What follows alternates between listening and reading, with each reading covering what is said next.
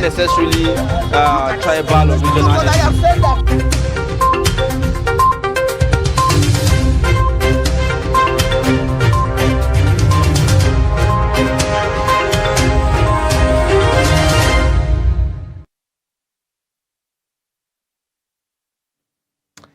All right, thank you for staying with us. You're watching Daybreak on Trust TV, reaching you from Abuja, Nigeria's capital. Now, we'll be taking a look at the dailies now on Daybreak, which we have Dr. Theophilus Abba, the Director of Programs, Daily Trust Foundation, with us in the studio to review some of the stories that we have today on our front pages. Good morning, sir. Thank you so much for joining us. Good morning. It's a pleasure.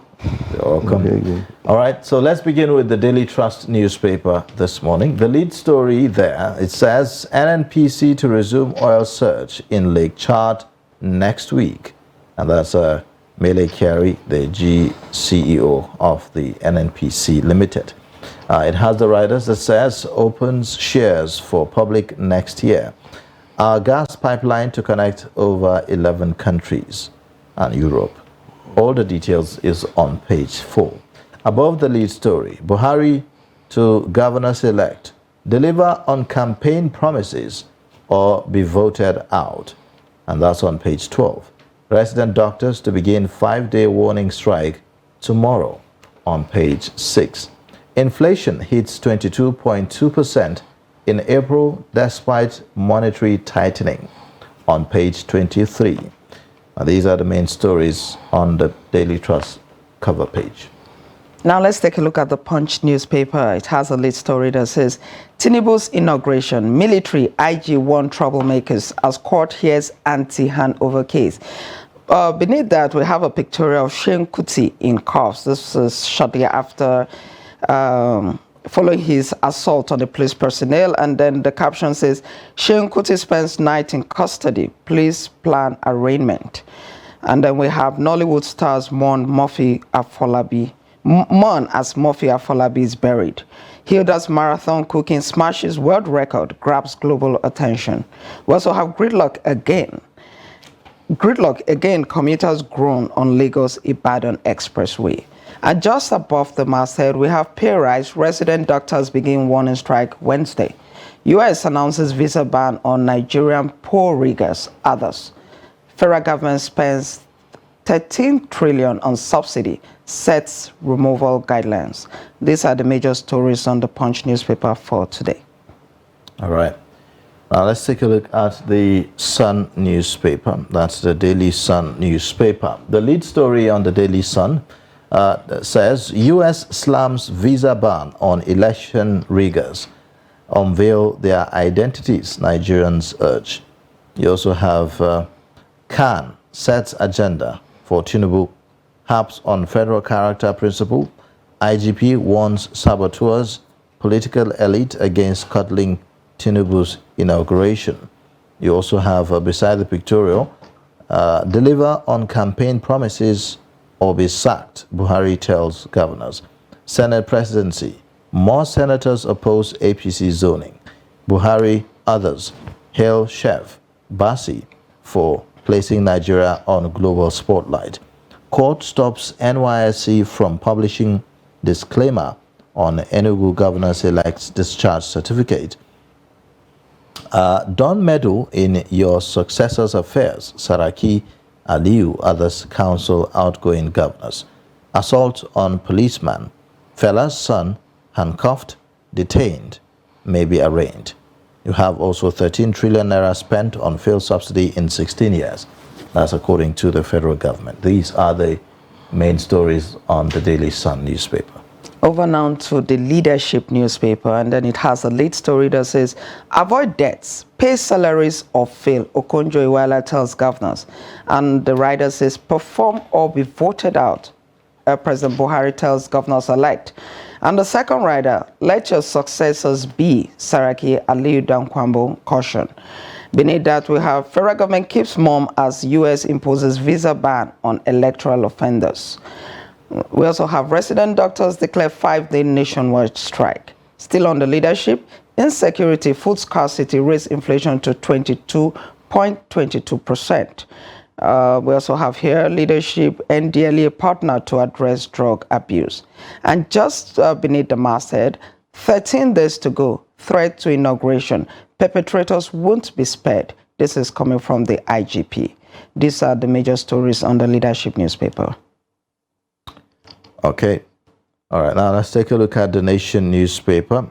This morning, the lead story on the Nation says IGP warns subversive element against plot to derail May 29. The writer, political actors conspiring to stop inauguration of President-elect Tinubu and governors. You also have above the masthead, life outside power is challenging. Igbenedion, Saraki tell outgoing governors. You have assault on inspector, detained Shehu Kuti may undergo drug test. NBS puts April inflation rate at 22.22%. And you also have 13 trillion naira spent on subsidy in 16 years, says federal government. These are the stories on the front page of the Nation today. Now let's take a look at the Vanguard newspaper, which has a slightly different headline from the others. It has 10th NAS leadership crisis. North Central governors kick against zoning to meet Tinubu NWC. And the first rider comes as aggrieved aspirants vow to take battle to plenary. Tinubu's men move to stop probe of Akpabio, Tunji Ojo over NDDC funds. We also have reps spoil for war today over alleged doctored house rules to favor Abbas. APC placates North Central with SGF. Party supremacy should be upheld. This is according to Kalu. And then we have petrol subsidy costs could be more than 13 trillion, federal government admits. Allow your successors to work as governors, Saraki, Ali, others tell outgoing governors. And then we have US slams visa ban on unnamed Nigerians undermining democracy. And above the masthead, we have focus on debt management, others. Okonjo-Iweala urges incoming governors. Federal government kicks against bill to stop migration of doctors. And we have Buhari should stop study leave, others. Matawale. Naira devaluation, others pressure inflation rate to 22.22%. These are the major stories on the Vanguard newspaper for today. Okay. All right, next we take a look at the This Day newspaper. On the This Day newspaper this morning, the lead story there talks about Buhari. It says it's been bumpy 8 years, but we have built foundation for prosperous Nigeria. Says nation's electorate now maturing, advises elected officials to deliver or be shown way out. Okonjo-Iweala, Amina Mohammed, Saraki, David Green, Elumelu, others task incoming governors on economy and good governance. You also have above the masthead $800 million loan. World Bank clears air, says decision to draw down facility rest with incoming government. You also have U.S. imposes visa ban on Nigerians who disrupted 2023 elections. Appeal court says enforcement of order suspending Seplat CEO, others. Stays enforcement, rather. So these are the main stories on the This Day newspaper today. Now let's take a look at Nigerian Tribune. It has a lead story that says NAS presiding officers, North Central governors fault APC zoning template. And the rider says Yeri adamant as more senators pledge support.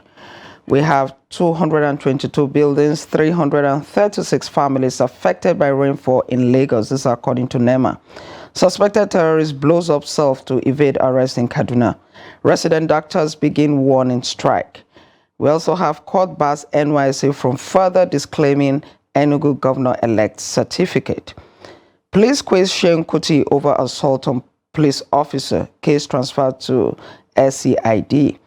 And then we have a pictorial showing Hilda Bassi. And the caption says, Jubilation as Hilda Bassi ends marathon cooking, sets 100-hour record. And the rider, her feat is to be reviewed, not yet official. This is according to the Guinness World Record. And beneath the pictorial, 2023 polls, U.S. imposes visa restrictions on election violators.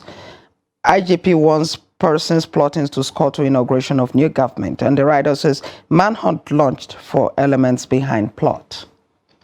All right.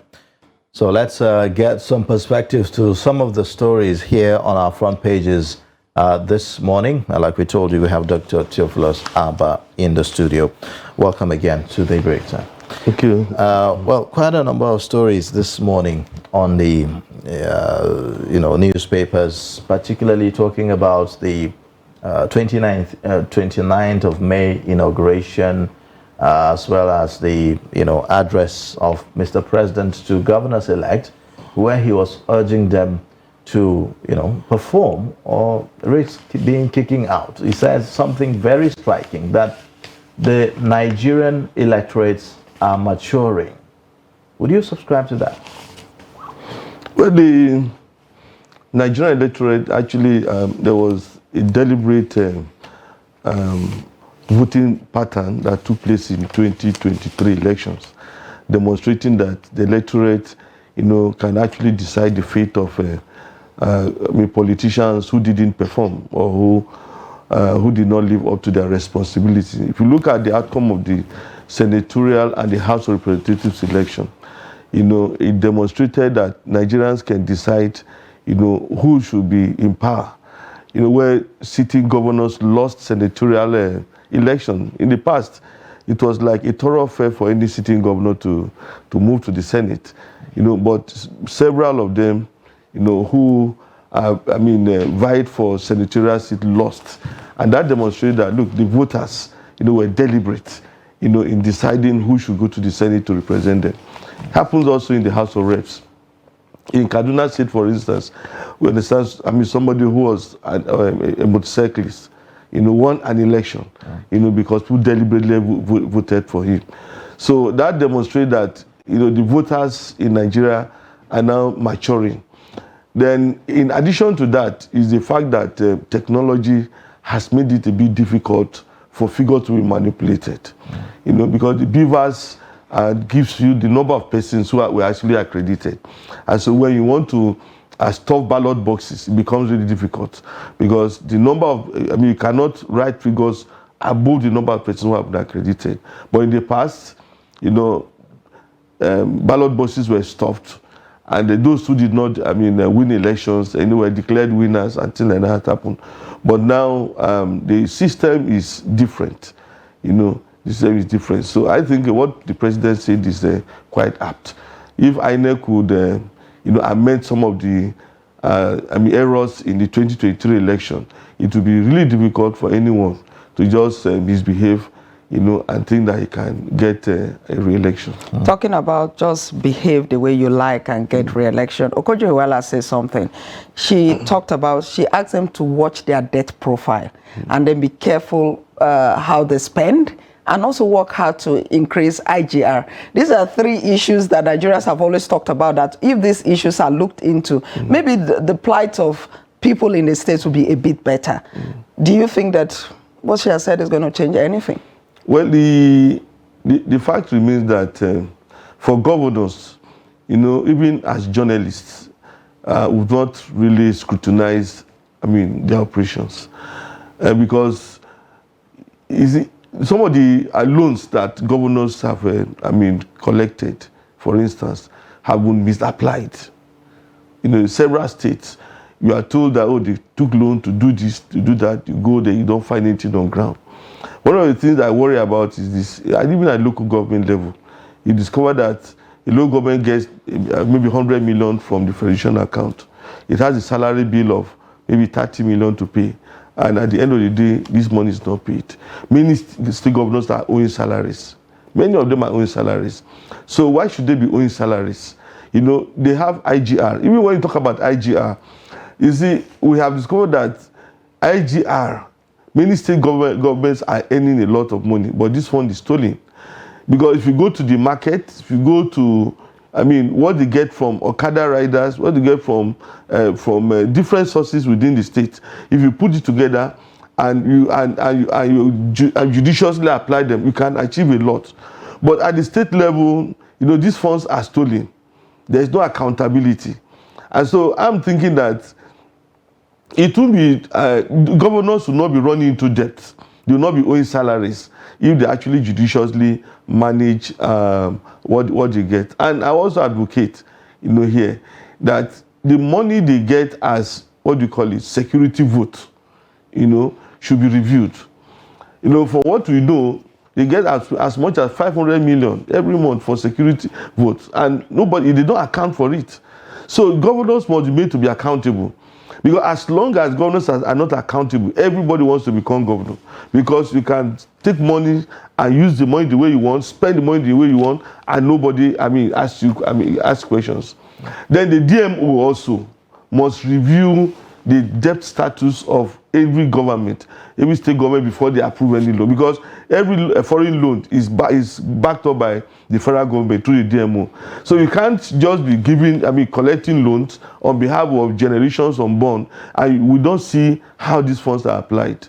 So I'm thinking that if they would take to those council, the 20, those who are taking over by May 29, they will have a better system. But as we know, people quickly forget, those kinds of counsel. All right. Now, talking about accountability, yesterday the United States says that they have decided to, issue visa ban on some individuals who are considered to have, undermined the 2023 general elections. What do you make of that story, and to what effect is that? Well, so the United States is actually contributing to transparency in our election. It's not that, they shouldn't be the ones to say, okay, we saw you committed an offense, and so we are not good, I don't give you visa. But they are doing so because they feel that by doing that, many Nigerians will be discouraged from engaging in such fraud. Because I'm feeling that there are a lot of laws, we have electoral act is there, and anyone who violates the electoral is supposed to be punished. So I'm expecting that the INEC and security agencies, should take it upon themselves to identify those who violated the law. But now what the Americans are doing, I think it's a welcome development. As far as I'm concerned, it's a welcome development. Because if you read the National Democratic Institute's report on the 2023 election, they were diplomatic, but they made a lot of things very clear about those who prevented people from voting, those who engaged in hate speech, those who manipulated the process, the fact that the system did not work the way everything was spelled out. And it shows, the NDI report shows, the attitude of the U.S. government towards, the election. Dr. Abba, do you really believe that imposing a ban on a politician in Nigeria, the U.S. imposing a ban on a politician in Nigeria, would deter that politician from doing whatever it takes to win an election? And the reason I ask is this. Now, they have imposed this ban on this particular individual. First of all, there are persons who are their saying... families, no, not their families. Their families, there are some of them whose families would also be affected. Yes, but most times it's just the individual. The families are spared. Meanwhile, the monies that these individuals take or get from sitting on that seat is spent by these individuals, these family members, and the family members are still able to travel to that same US. That's one. Then secondly, there are people who are saying that the US always says, okay, before an election we're going to ban, after an election they'll say they're imposing this ban, and they never say the people that maybe if they name the persons involved, maybe it will have an effect. I think it's the duty of our security agencies to name those who violated our electoral law. When you talk about those who prevented some persons from voting, those who snatch ballot boxes, those who engage in all sorts of hate speech, who encourage violence during the election. We have the Electoral Act that forbids all these things. So it is the duty of INEC or the Secretary General to say, okay, these guys committed this offense. But for the Americans, the Americans cannot come to Nigeria and say, look. Well, Dr. Abba, it is the duty of our security agencies and other various institutions in Nigeria, but have they lived up to that expectation? That's the next question. Yeah, that is the issue. They have not lived up to that expectation. Now, what the American government is doing, and which I think is right, is, look, you have violated your own laws. You are not going to enter into our country. We will not allow you to step into America. You understand? The fact that they didn't name them does not mean that you don't know them. because you see, they read newspapers. They have all sorts of, different kinds of sources of information. You know, they have evidence. My question is still one. Do you think that is enough to deter Nigerian politicians from doing the things that they do during elections? Some of them, that is. In fact, it may not be enough. Because they can still go to other countries around. You can go to other countries, but you know, but Americans are saying, look, you can go to others, but don't come to our own country because you are abusing the systems in your country. So don't come to America. I'm thinking that many of them want to go to America. They are the ones who go on holidays. They are the ones who take their children to America. They are the ones who go there or medical whatsoever. So if they are prevented, you know, if you are told that look, you are not going to leave your country, not because you are a good man, because you are a bad man. You feel it. So I'm thinking that if the Americans are doing this, to help our democracy, then the government, the system, security agencies should do more. Do you know, they want to see those who violated the Electoral Act punished. Do you think that there's perhaps the possibility of maybe United States allies also sharing the same sentiments, you know, of banning some of these people as well? Well, each country has its own decision to make. I know the EU have their own policy, you know, but the EU has not come out to say we are banning you from coming to our country. UK too has not made such a statement. You understand? So I'm thinking that, each country has its own policy, but they may not necessarily follow the footsteps of the Americans. They may have other measures, you know, that they put in place. And one of the things you must realize that these countries actually supported the elections. You know, I remember I was doing a research recently, and I know that EU gave INEC more money than any other country. You know, the Americans also did, UK also did. Canada also did.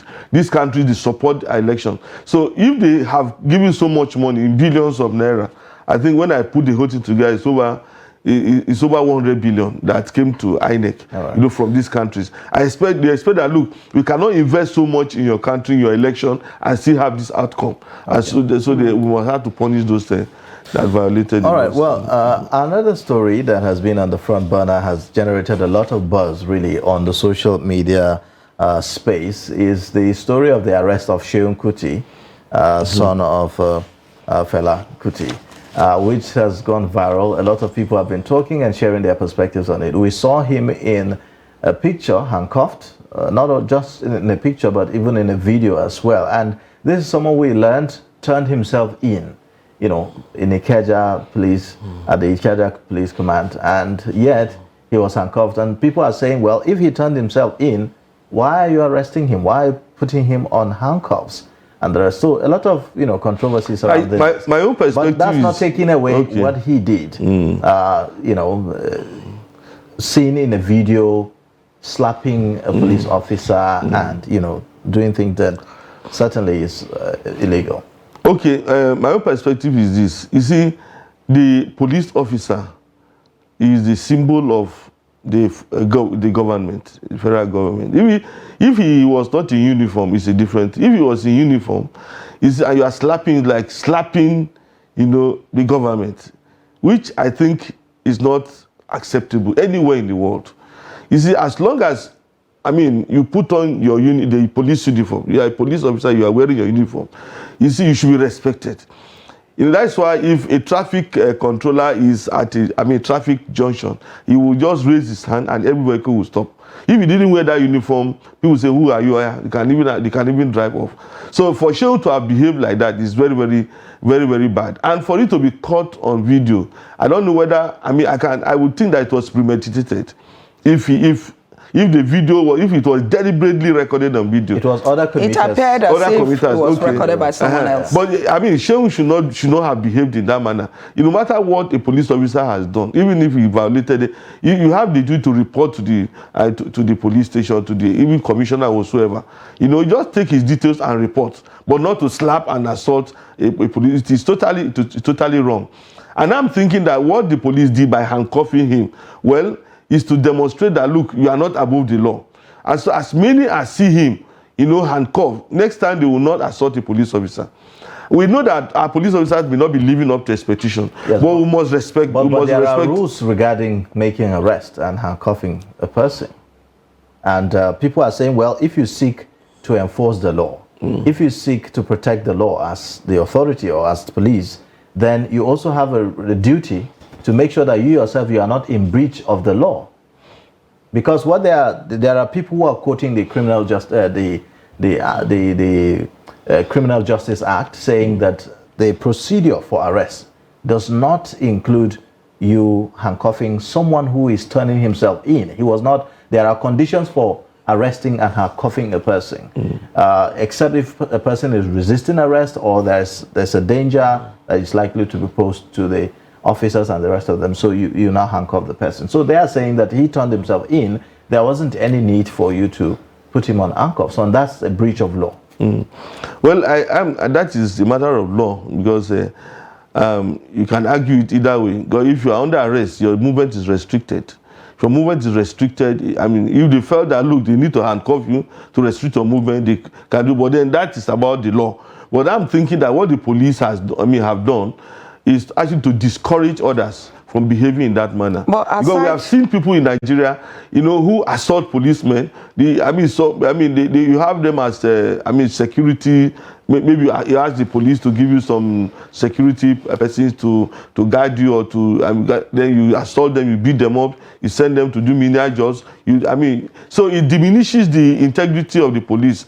And we cannot allow that to continue. It doesn't happen in any other parts of the world. In fact, if you follow the trend on social media, I was appalled by some of the things I saw. There were loads of people hailing Sheung for what he did. Which is totally Which wrong. was totally, I was shocked by that. A lot of people. So do you think that with this arrest and then the police is considering arraignment and all of that, do you really believe that it will serve as a deterrent going forward? And that Nigerians, social media, especially those on social media, will understand what you said earlier, that when you're wearing uniform, you're a representative of the government and you cannot be treated anyhow. I think what the police, have done, maybe is to say, okay, no matter how popular you are, Sheung, is very popular, he's an influencer. No matter how popular you are, you cannot maltreat the police. And I think I hailed the IGP, for taking some of the steps he took, because you can't say, oh, I can do whatever I want to do because I'm popular, because I have people that follow me all over the world, and my father is renowned. In fact, a day after the assault, he actually did a video a day after the assault to tell Nigerians that were talking to shut up that he knows why he did it. So he cannot take the law into his hand. So a day after. If the policeman has done anything wrong, what he ought to do is to report to his senior officials. He can't just begin to assault an officer simply because I'm emphasizing this because he is an officer, and because I have family members who are police officers. I know the kind of sacrifices they make. You can have issues with the police, but I know they make a lot of sacrifices. There are so many things they do which we may not reckon with, but to humiliate a police officer is totally wrong. Okay. All right, well, let's move on to yet another story which has generated a lot of buzz also on social media. And this time around it's about an order of a court which issued against the NYSC to stop NYSC from, disclaiming a certificate issued to Mr. Peter Mba, who is the governor-elect of Enugu State. The court is there, so there's this controversy around his NYC certificate, and they claim that it's a forged certificate, it's not authentic, and so there was an inquiry to NYC to that effect, and NYC, I think I saw two letters saying that the NYC certificate of Peter Mba is not genuine and is not coming from the NYSC. And so you have this court order now saying that NYSC cannot disclaim, that certificate, and all that. So I don't know. What's your reaction to this? It's an era of politics, and a whole lot of things are happening now. I think some politicians wrote to NYSC to say, look, this is this guy's NYC certificate. Tell us whether it is genuine. And NYC wrote to say, well, this is not genuine. And those people are publicizing that letter. Now, as far as the law is concerned, you know, it's not the it's the court of law that should determine whether a document is fake or is genuine. NYC will say, we didn't issue this document. Then the court of law will now look at the document. Document 1, document 2. Let's look at the numbers. Let's look at the strokes. Let's look at the loops, the signatures. Let's look at the details of the certificate. You know, let's look at the security features of this certificate. Some kind of forensic Yes, forensic examination. Those are the things that you need to do. Then the court will say, this is actually fake. Now, if NYC has issued a letter which is being used, you know, by politicians to their own end, then I don't think the court is wrong to say, okay, stop circulating. The court of law has to decide. Forensic experts will have to look at the document and say, look, this is actually not the original document. You know, because, well, I don't know if NYC has come. Anybody can write a letter. You know, can say, look, this is not our own. And you just got... So we need an NYC official who will come and testify in the court as a witness to say, look, this document is not our own. I am so-so and so officer. I'm the one in charge of issuing this document. This is not our own. But will it require the court really to certify whether a certificate is genuine or not? And again, what does this say about our institutions? If an institution releases a document, you know, and there's a lot of doubt on that, what does it say about the credibility of our institutions and how our institutions are now seen to be meddling in, you know, personal and political issues? Well, I don't think it's the NYC that is actually meddling. I think it's the political class, because it's politicians who are publicizing the letter to say, oh, because if somebody writes to Daily Trust now and say, look, a so and so person is staff of Daily Trust, the HR will write yes or no. You understand? Now, those who got that letter will decide to escalate it in any way. In the era of social media, how much control really is there? Yes, but the court, it shouldn't be publicized, because you know, I mean, it's almost impossible. You see, for you to declare something to be fake, for you to declare it fake, it means that an authority, you know, who knows the genuine one, will say, this one, I've seen this too, this is fake because of A, B, C, D. It's not enough for you to say this is fake. You must tell us what measures we have. I mean, what you looked at, what parameters you looked at before you see that. All so right. I'm thinking that, you see, if I were what's his name again? Peter Mba. You see, the important thing is to go to court and say, look, establish. I have this NYS certificate in 2003 or 2001, and I mean, what do you call them? NYC is saying it is fake. You know, I'm suing NYC. You know, I mean, I know this and all that. So. All right. There's this issue I would like you to talk about before we go. Inflation hits 22.2% in April despite monetary tightening. The thing is this, between May and now, the CBN has increased interest rate by 650 basis points. That's about 6 times that they did that. And each time, even now, this inflation is caused majorly by food inflation. So some persons are saying, isn't it about time the strategy is changed? Because they have consistently chased the inflation with interest rate hike, yet we don't see things changing. Well, if you look at the NBS figures, you know, when you say 22.2%, if you check the figure, the raw figures, the food inflation is not just 22%; it's over 30%. You know, the last time I checked, because the inflation is not only about food, you talk about transportation. You talk about power and all this and electricity and all of them. It's the aggregate of all those things that they use to determine. But food inflation is about 30-something%. Maybe the last one I saw, the one of last month was about 30-something%. And that is to tell you that, look, you see, Nigerians are suffering. You know, it's not about percentages now. It's about how people are living. You know, that is what I keep, when figures are churned out like this, percentages are churned out, I say, look, you see, look at how people's lives are affected. You know, if you look at Gary, if you look at oil, look at what we eat, yam. And now tomato. Tomato. I think we're saying that a basket is about 70,000, and you can imagine if you bought a basket for 70,000, and you have a restaurant, you know, and you have to factor the cost of tomato into what people will pay when they eat food. And these are the issues that we should look at. There has to be a deliberate attempt to bring down food prices. You know, because what we know is that in other parts of the world, food is subsidized. You know, so if you don't bring down food prices, people will be under pressure to steal. People will be under pressure to commit crime, because they will really need to eat.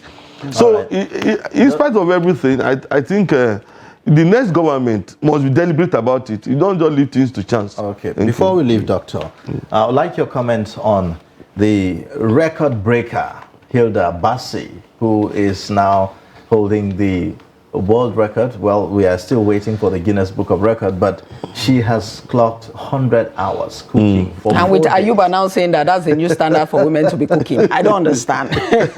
Well, I'm not the one saying it. But some men are now beginning to say, well, if Hilda Bassi could cook for 100 hours, then what about our wives? Okay. But it's a very interesting, very exciting. You know what? When I started monitoring the story, I felt, you see, in little ways, in your own small way, you can actually make an impact. Nobody ever thought that cooking would be taken so seriously, to the point that somebody will cook for about 100 hours and break a world record. Yeah. You know, so little things that we're engaging, little things that we're tenacious about, you know, we can make impact in diverse ways. The young girl is already celebrities, are not? Yeah. People are going to use her, you know, for advertisement. People are going to call her to come and do this and become ambassador.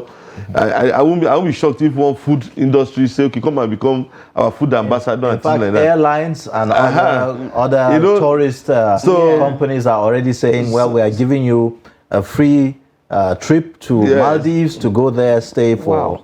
You know, so you don't discount anything. Even there are little things that can make one famous. He mustn't become the president of Nigeria to be famous, and he mustn't become a criminal to be famous. Little things that we do can make one famous. And so I think congratulations. The solidarity that she has enjoyed. And all of us eat food. So there's no way you can say, oh, this man is, I don't know where she even comes from. Akwa Ibom. You can't say, oh, this girl is from Akwa Ibom, so I shouldn't identify with her. Everybody is clapping hands for her, all of us, all Nigerians, whether you are Akwa Ibom or whatsoever. So it's a very positive development. And at the time when almost everything about Nigeria sounds negative, you know, you hear about election, you hear about this, you hear about economy, you hear about inflation, then somebody is making everyone to be happy. I think it's a very good development. All right. Well, congratulations to Hilda once again. Well, thank you so much, Doctor, for joining us on Daybreak and sharing your perspectives on these stories.